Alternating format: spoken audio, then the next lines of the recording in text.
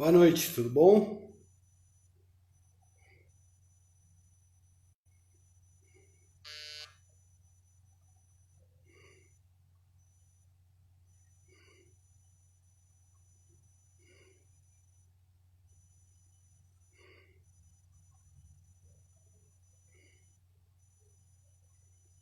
Boa noite, Juju. Pera, boa noite, Pera aí.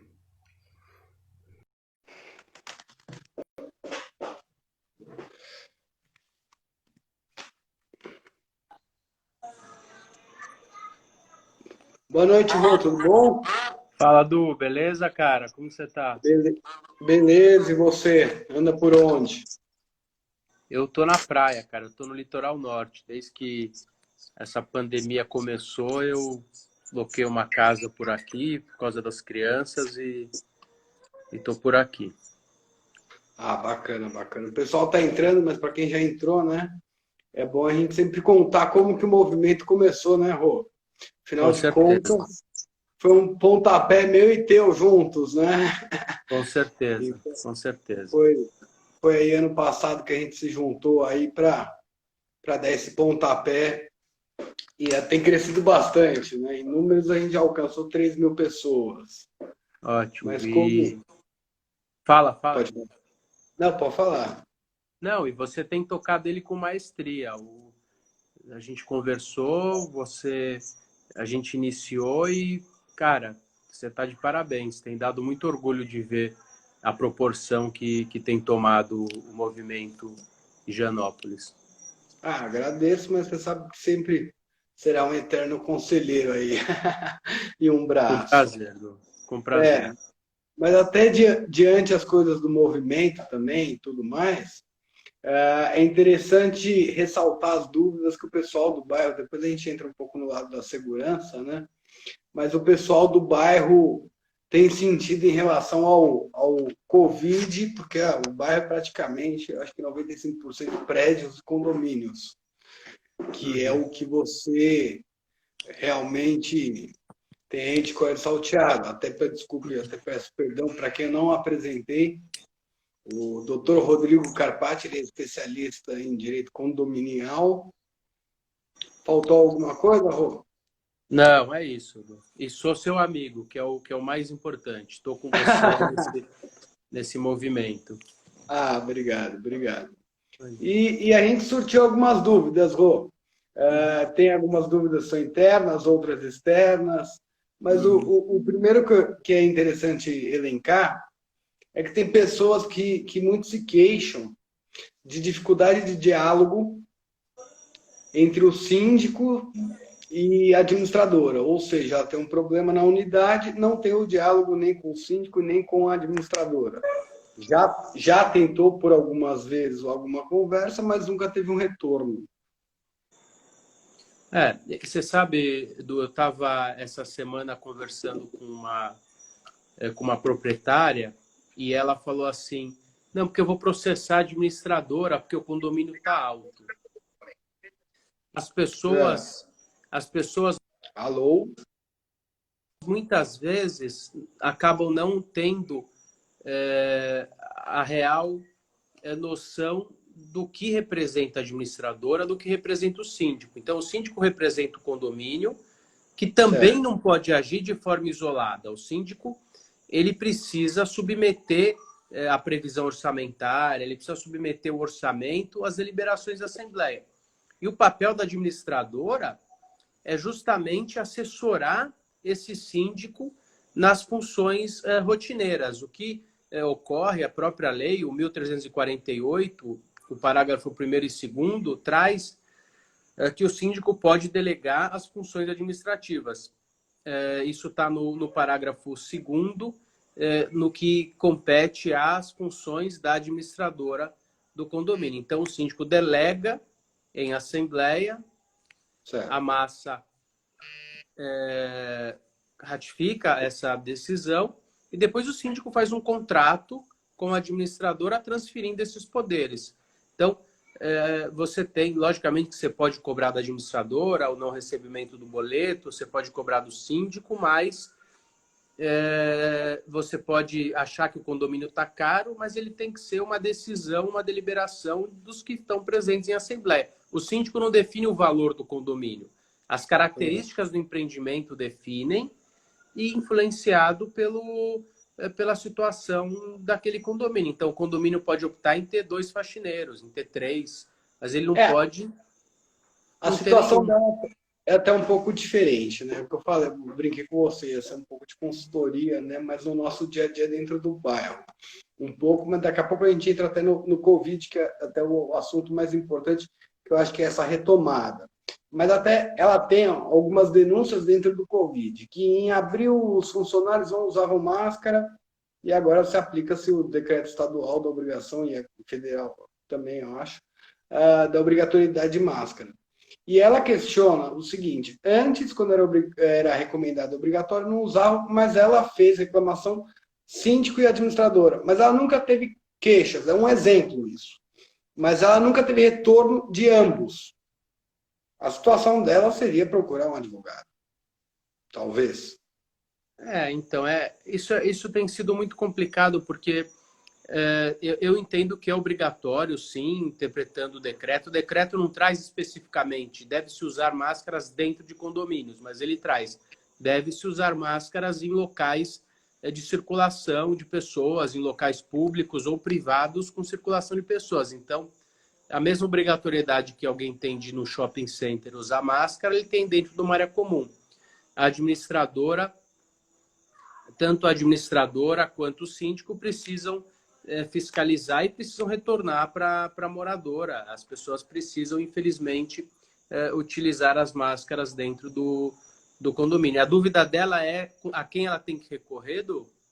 A quem ela tem que recorrer, uma vez que síndico e administradora não dão retorno. Não dão retorno para... Tem gente não usando a máscara. Não, ela tem N queixas, não dá nem para elencar todas, né? Uhum. Mas ela fala que ela notifica tanto o síndico quanto a administradora e ninguém faz nada. Então, mas ela deve fazer aquilo que ela acha, o que ela acha correto. Então, ela não vai... O síndico tem que cuidar do coletivo, tem que cuidar de todos, mas se as pessoas não estão usando as máscaras, ela vai tentar se precaver, ela desça de máscara, leva um álcool gel. Então, se o síndico não cuida do coletivo, ela reclama. Se ele não fizer nada, ela pode ingressar com uma ação judicial, mas eu não sei se é o caminho. Se eu tivesse no local dela, no lugar dela, eu usaria minha máscara e não frequentaria os locais coletivos para não ter chance de contaminação, mas não tem como você obrigar os demais se você não é a gestão. O que você pode fazer, eventualmente, é entrar com uma ação judicial, mas daí seria um caso extremo. Tá. Entendeu? Ela precisa analisar o que seria razoável para ela. Perfeito. Até para a gente não perder o gancho, teve um amigo aqui, que eu não consigo identificar o nome, mas é Gervá, eu acho, que fez uma perguntinha para você mais, né? Mas ele não pretende fazer assembleia virtual, mas alguns moradores desejam. Podemos optar quando há uma condição sanitária permitir uma reunião presencial? Então, Du, a lei, a 14.010, faculta a realização de uma assembleia virtual. Ela trata das questões ordinárias e ela traz no parágrafo, no outro artigo, quando não for possível a realização dessa assembleia virtual, o condomínio, o mandato do síndico fica postergado. O que ocorre é que a lei que introduziu a assembleia virtual, ela é transitória até 30 de outubro. Então, a finalidade clara na lei é para casos emergenciais. Então, o que comporta a essa ordinária? Eles querem reformar o parquinho. Não é momento. Tá? Mas se for uma questão realmente emergencial, por mais que o síndico não julgue oportuno realizar, se a massa deseja, é melhor que ele faça. Senão, um quarto de assinaturas vai obrigá-lo a fazer. Então, ele tem que analisar isso. Se é uma questão emergencial e quantas pessoas querem e o papel dele. Ele é apenas o gestor. Então, ele tem que tomar cuidado para não impedir a realização dessa assembleia se a massa, a grande maioria ou grande parte do condomínio tem interesse nessa assembleia. O parâmetro dele é 1/4 dos condôminos. Se ele tiver 10%, 15%, ele pode segurar, mas se isso for crescendo, as pessoas vão pedir a assembleia mesmo se ele não autorizar. Tá. Se ele não quiser. E agora, com a flexibilização da quarentena, sobre obras, o que você entende? Se retoma, aguarda, continua nas emergenciais? Porque eu acredito que a gente tem um momento Covid. Mas, paralelo a isso, a vida tem que andar um pouco, de maneiras, perdão, regradas, mas ela tem que andar um pouco. Então, Du, acho que essa é a bola da vez, talvez, assim, porque as pessoas hoje recebi 2 ligações referentes a isso. Eu entendo que não tem nenhuma legislação hoje dentro, por exemplo, de São Paulo, que proíba a realização de obras com esse programa de retomada.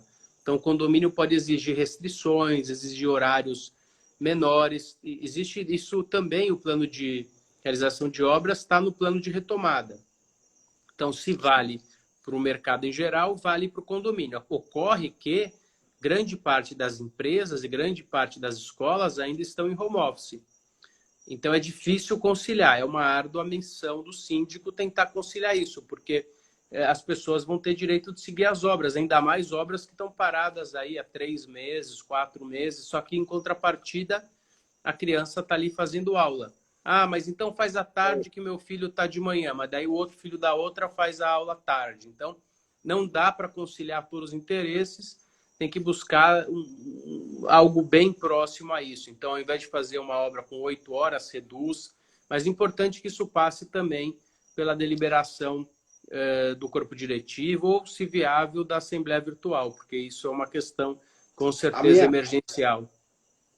A minha risada é que eu acho que você leu a pergunta, né? Porque, na verdade, eu mudei um pouco, mas ela estava até perguntando com essa retomada se não teria que notificar os moradores que estão numa quarentena que vai retomar as obras e, consequentemente, o barulho. Então, você respondeu já um pouco disso.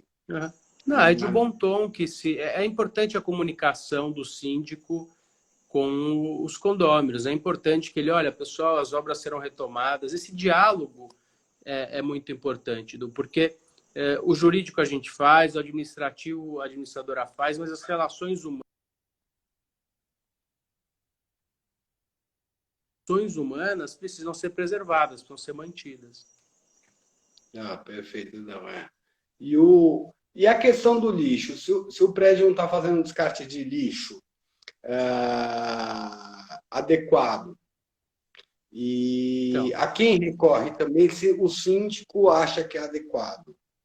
Então, a gente passou a ter novos problemas, né, que não tínhamos anteriormente. A questão do lixo é um deles. Nesse patamar, o problema da adequação do recolhimento de lixo não é nem mais brigava-se em prédios quanto à separação do material. Agora é quanto à adequação.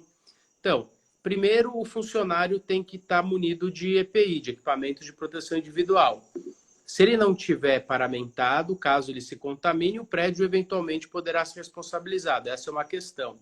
A segunda situação é que o recolhimento do lixo de uma unidade que está contaminada de Covid pode trazer a contaminação de outras pessoas. Então, tem que ter um protocolo para isso. A pessoa que está contaminada não é uma vergonha, né? Tem pessoas que se escondem de vergonha, isso não é uma vergonha, é uma doença.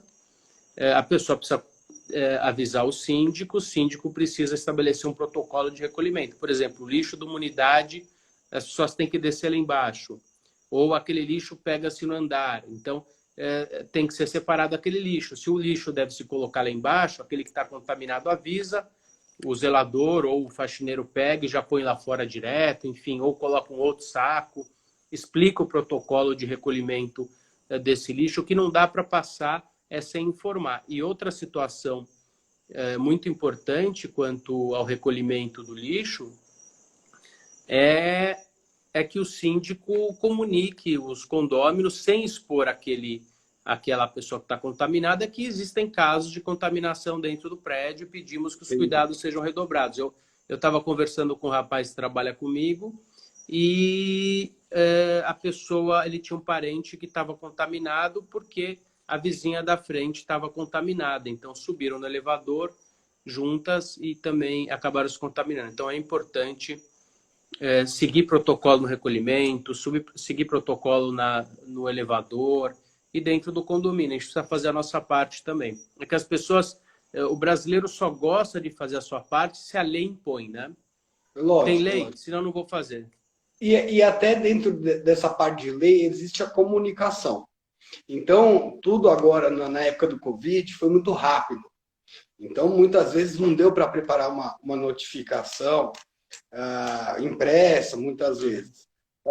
Mas tem relatos, por exemplo, da pessoa receber a visita, e na hora que a visita interfona, o porteiro fala, está proibido o acesso, sem um aviso no elevador ou qualquer outra notificação. Isso seria permitido? Porque eu sei que a lei permite que o síndico intervenha em caso de aglomeração ou mesmo barrar visitas. No Então, momento que a gente está um pouco. Ou eu não, estou não está errado? permitido. Hoje a legislação, com o abrandamento das medidas, logicamente que o isolamento social já não existe mais. Existe ali medidas para que se respeite distanciamento social e não isolamento social, medidas de segurança no âmbito da saúde para que as pessoas não se contaminem, mas não medidas em vigor que impõem a não realização de serviços, a não entrada de pessoas em prédios. Essas medidas, esses decretos foram revogados com base Tá. no plano de retomada. Logicamente que existem, o STF já decidiu sobre isso, existem municípios que podem legislar, e o Estado também pode legislar. Então, a gente pode ter municípios dentro do Estado que vão adotar outra política em função de leis municipais ou decretos que tragam essa situação. Mas hoje, em São Paulo, no município de São Paulo, não existe uma lei que impeça com que as pessoas recebam visitas dentro das suas unidades. Não tem nada em vigência. Então, o síndico precisa tomar muito cuidado, porque ele não é o dono do prédio, ele não é um autoritário, logicamente que ele tem poderes, defende os poderes dos síndicos, defende que administrativamente ele deve tomar medidas, mas ele precisa ser embasado juridicamente para que ele tome essas medidas. Então, ele tem que ter um departamento jurídico, ele tem que ter uma boa administradora e não dizer simplesmente, como você mencionou, e eu sei que ocorre, inclusive no nosso bairro, de pessoas sendo impedidas de subir porque o síndico suspendeu visitas dentro de unidades. Não compete a ele suspender. Por mais que exista um risco, o Covid ainda vai contaminar muita gente. A gente tem aí estudos de Londres dizendo que a nossa contaminação no Brasil é 3 vezes maior. Estou assustado também, mas nós precisamos cumprir a legislação e precisamos cumprir as orientações da Organização Mundial de Saúde e dos órgãos municipais de saúde estaduais. Então, o síndico tem que estar embasado para qualquer tipo de deliberação. E até dentro desse caso, um pouco de saúde, uma pessoa que às vezes tem uma tosse excessiva, dá direito do síndico fazer a reclamação? Então, não, de forma alguma. O que os condomínios têm feito, Edu, é comprado termômetros Mas e isolando o Covid, é uma questão, uma tosse, mas uma tosse muito excessiva e uma alta. pessoa que fuma demais e tem um pigarro excessivo, por exemplo. Exato. Não, o síndico não pode. É que as pessoas ficam assustadas e acham que podem interferir na saúde das pessoas. As pessoas têm medo de tossir na frente dos outros, espirrar, porque vai ser confundido. Até teve uma piada que as pessoas mandaram no grupo de uma senhora dizer, ligando para o marido, falando, fica tranquilo porque o nosso filho não está com Covid, ele está com dengue hemorrágica. Né? Então, que é algo assim fatal, mas as pessoas estão com tanto... Lógico que tem que ter parâmetros, tem que ter cautela, mas o síndico não pode. Alguém tossiu, não pode. O que ele tem que seguir protocolos, ele tem que orientar a pessoa. Inclusive, se você contaminar alguém de forma voluntária e disseminar aí a doença, é um crime previsto no Código Penal. Entendeu? Então, logicamente que é algo muito sério, é um caso de polícia, alguém que contamine outras pessoas, mas o síndico ele não tem poder de polícia, ele pode orientar, ele pode conversar, ele pode, olha, você está bem, eu tenho um médico, um amigo, ele não pode, olha, você não pode entrar. O que ocorre em grandes centros, se a pessoa está com a temperatura alta em grandes condomínios, a pessoa não é liberada para subir na unidade, mas a pessoa da unidade ainda tem a prerrogativa de falar, eu quero que ele suba. Entendi. Entendeu? E uma febre não quer dizer que a pessoa esteja com Covid. Também concordo. Fora que muitos termômetros desses não funcionam, mas não vem nem ao Exatamente. caso. Ou funcionam... Você sabe que eu fui ver para o meu condomínio e me mandaram um termômetro que depois eu fui pesquisar na internet, ele estava assim, termômetro que ele não é apto para medir a temperatura humana. E esse termômetro você vê muito por aí, em porta de mercado, porque é o mais barato. Ele não é para medir febre. Então, infelizmente, isso passa a ser uma situação muito ruim também. Sim. Daí teve o Marco que perguntou até se a reunião e aglomeração dos condôminos for numa área comum. Eu entendo se o prédio restringiu, serve uma advertência, posterior uma multa. Agora, se não tem... Fala, Edu. Agora, se não houve uma restrição notificada, não tem o que se fazer. Mas até essa restrição, ela tem que ser uma recomendação, porque se a lei não impõe mais, então vamos lá. Eu posso, no shopping center, ficar perto de pessoas, mas dentro do meu prédio eu não posso. Então, eu sou defensor da quarentena, acho que a gente tinha que tomar muito cuidado, respeitar um pouco mais, mas a partir do momento que as autoridades reabrem o comércio, reabrem os serviços, fica muito difícil para o síndico segurar que as pessoas se reúnam. Então, o que é importante é que nós criemos protocolos, primeiro como gestores dentro do condomínio, embasado na legislação, e dentro de casa, por exemplo, eu não vou deixar meus filhos descerem se tiver aglomeração lá embaixo. Não se orienta essa aglomeração, mas o síndico ele pode notificar, mas eu tenho dúvida se ele pode multar, porque a convenção não traz nada, o RI não traz nada, eventualmente com base no 1336, perturbação, sossego, saúde e segurança, colocar em risco a segurança de outras pessoas. Por exemplo, a falta de uso de máscaras pode ensejar, sim, uma multa, porque a lei impõe, mas como isso é muito novo, nós precisamos atualizar também os regimentos internos, atualizar as convenções, mas entendo que existindo aí uma brecha na convenção, na RI de enquadramento, a multa ou a notificação deve ser realizada assim. Não, perfeito. Até agora, a gente mudando um pouco o gancho dentro um pouco do assunto que a gente pôs, a segurança. Estou te atualizando um pouco dos fatos, do movimento e reuniões que hoje eu fui atrás. Você sabe que voltamos a ter a visita da gangue da bike. E isso com um número muito grande aqui no bairro, né? E conversando com polícias e todo mundo que a gente já tem contato dentro desse meio tempo que a gente analisou, que a gente conquistou, perdão, chegou-se ao resumo que a gente precisa de uma legislação específica, talvez, por isso que eu ponho isso, porque eu sei que tem muitos colegas seus assistindo também, e para pensar nisso, porque a situação do roubo através de bicicleta não é só aqui, mas é geral, mas da gente controlar essas bikes, porque muitas vezes o indivíduo ele está numa bicicleta de 3, 4 mil reais ou para mais. e a polícia não tem um poder de aprender essa bicicleta. A legislação não permite. Algumas cidades têm um controle, pode ser uma lei municipal, disso.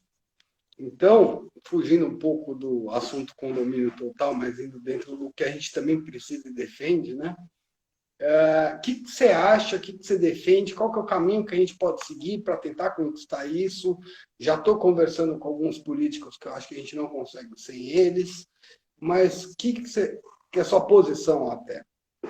Então, Edu, primeiro, de novo, tem gente que está entrando agora. Parabéns pelo trabalho do Movimento Higienópolis, que ele realmente é o olhar mais firme que a gente tem dentro do bairro. E o que você fez e o que você está fazendo, com certeza faz a diferença dentro do bairro, porque as pessoas querem, todo mundo quer, mas poucas pessoas se dispõem, como você tem feito, a se doar, a ir atrás de soluções, a entender qual é o problema. Você está direto, tanto com políticos quanto com autoridades policiais, delegados, o batalhão. Então, eu acho que o caminho é mostrar às autoridades. Eu sou favorável à mudança da legislação no que couber, no que for oportuno, e também sou favorável à vigilância privada. Eu vejo, atuo muito em condomínios no Brasil inteiro e vejo que os locais mais seguros, infelizmente, contam com uma segurança privada que tem sido aí o caminho para a solução. O crime organizado no Brasil cresce muito, a gente sofre demais com isso. A polícia é uma boa polícia, como conheço igual você, tenho amigos na polícia, em algumas oportunidades tive também presencialmente em alguns batalhões, entendo o esforço, a grande maioria da polícia está disposta a resolver o problema, mas a criminalidade no país, a pobreza, a falta de educação gera um problema muito grande. E eu acho que câmeras, como você fez, o projeto com o coronel... Então, até dentro desse gancho, só te cortando, você vem de uma área condominial além da advocacia, e dentro da segurança privada não é o seu leque, mas você tem bastante amigos. Você acha que talvez dentro do projeto City, que você citou um pouco, falta talvez um estímulo municipal também da prefeitura querer veicular o que já é existente dessas empresas que fornecem o serviço para os condomínios, do que querer... Você entende a posição que eu estou falando? Tipo, já agregar o existente. Falta uma falta do estímulo de já agregar o existente. Eu acho Esse estímulo tem que... que vir de quem? Então, Edu, eu acho que tem que vir da gente, porque você pega uma cidade como São Paulo, tudo é muito difícil, a informação chegar é muito moroso, tudo é muito moroso, tudo é muito custoso, então é tudo muito caro. Veicular propagandas, fazer ações massificadas. Eu acho que a partir do momento que a gente se dispõe a cuidar de um pedacinho, e é um trabalho maçante, a gente tem que se reunir, tem que gastar tempo, mostrar a necessidade. E outra coisa, é difícil dentro do nosso condomínio, quando você junta outros condomínios, você junta... e o síndico é um formador de opinião, é alguém que não vai lá só escutar, então você tem que debater, explicar, mas você tem que trabalhar em cima de um projeto. Eu vejo locais como Alphaville, eu vejo aqui em Juqueí também tem entidades, a Sanju, em Alphaville também tem uma outra entidade. Eu vejo em bairros privados, eu conheço o pessoal que faz a segurança no Morumbi, privada, e infelizmente aprendi com o coronel Elias de Godoy, um grande amigo e um dos grandes coronéis que a gente tem aí. Ele me ensinou há muitos anos atrás que a criminalidade, que 90% dos criminosos que assaltam condomínios são bandidos eventuais, oportunistas. Ele acorda, coloca um revólver na cintura e busca uma oportunidade. 10% são os profissionais. Então, esses 10%, dificilmente você vai inibir um cara que quer entrar ou que quer buscar alguém. Mas o que a gente tem que trabalhar é nesses 90%. E para esses 90%, a câmera no nosso bairro e a segurança privada espalhada vai jogá-los para outro local. Então, Higienópolis é um lugar maravilhoso, mas é muito ruim a gente ter medo de sair de casa, né? Para quem não sabe, também a área do movimento não se resume só a Higienópolis. É muito Santa Cecília, Vila Buarque, pegamos um pedaço de Consolação e o Pacaembu. Não é só aqui em cima, né? É importante ressaltar isso. Mas é isso aí, meu amigo. Era um bate-papo, para você tirar algumas dúvidas aí do cotidiano que o pessoal me passa. Então, te agradeço. Eu não sei se alguém tem algum complemento de alguma pergunta, agora é a hora, senão depois não tem mais hora. E curte aí com os filhos. Eu sei que você ainda está em quarentena, não dá nem para falar férias de julho, porque essas férias já começaram. Mas eu já tô voltando para São Paulo esporadicamente, tenho ido, voltado, enfim. E cada vez mais vou fazer isso para retomar o dia a dia. E, Edu, salva essa live para que as pessoas possam depois visualizar ela também. Não, pode deixar, vou salvar, põe no YouTube e ainda te mando, tá bom, meu amigo? Tá bom, fechado. Fica com Deus, valeu, prazer com você. Prazer é tudo meu, fica com Deus também. Um abraço. Tchau, tchau.